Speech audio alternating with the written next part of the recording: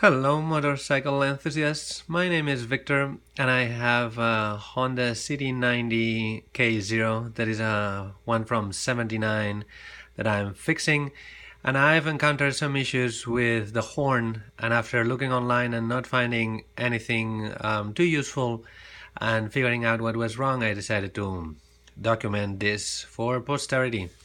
So here I have the horn, which has been disassembled already. This was originally set up something like this and hold in place with 6 of these very small screws, one of which I had to drill through because it was all rusted in place, and so you can remove this outer cover.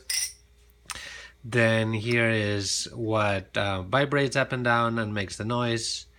And even though it's heavily rusted on the outside, the interior is in pretty good shape.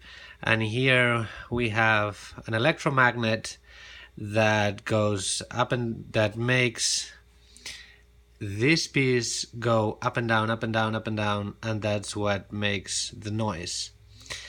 So this horn has 2 cables. Red is the hot wire that it connects to the battery, and the light green goes to the switch on the handlebar.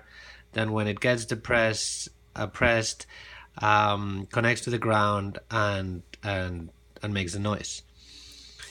So the first thing that I did is, if you connect, I have here a power source that I can easily tweak as if it were my battery, and so I have set it up to 6 volts and change, which is what I read from the battery. And if I connect this I connect the ground to the green and the red to the hot, you can see that it's drawing a lot of current, so something is happening, but no noise happens because it's missing this piece. So if you put this directly here and you connect it again, you see how the electromagnet pushes this up and down and makes some noise. One thing that I encountered is that when I opened this was very dirty. It had some sort of residue that I filed right away and make it all smooth. And one issue that I encountered is that, first of all, when you try to put this on, this piece lies on top of this tab over here, so you can not really put it on in place. And if you screw it in just like that, very tightly, and then try to connect it again, nothing happens. Right. So what happens is that whatever was here before acted as some sort of spacer. So you need to elevate this plate just a tiny bit, and for that I use this that I had lying around from Arts and Crafts. So I cut some shape that matches, basically sort of make sort of a ring, put it here, and then laid this on top.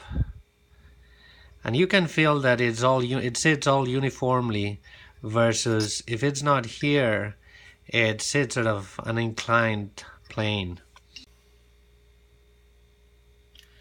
Here I have the horn already assembled. I'm using 1, 2, 3 screws. I've lost the rest, but this is plenty. And so now if I connect the hot wire to the power, this is what I get.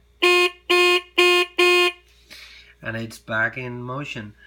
The one thing that I want to point out is that here in the back there's this screw that adjusts the distance between the moving plate that's inside and the electromagnet. So in some cases that gets stuck, or if it's too close or too far away from the magnet, it will not vibrate. And in some cases also, by changing that distance, you can change the pitch of your horn. And I'm gonna try that out for a bit. It's gonna get loud, but that's what it is.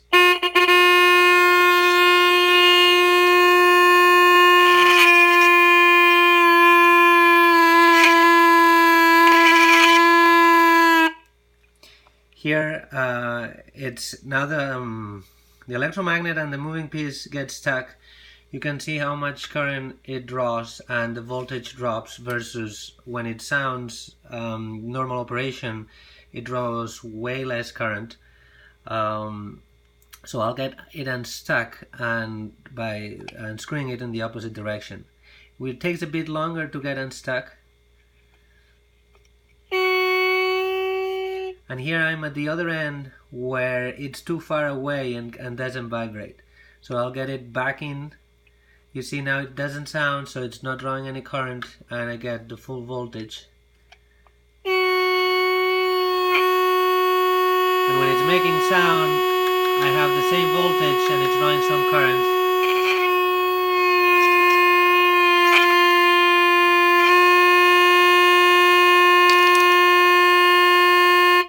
And I'll leave it here. Happy honking!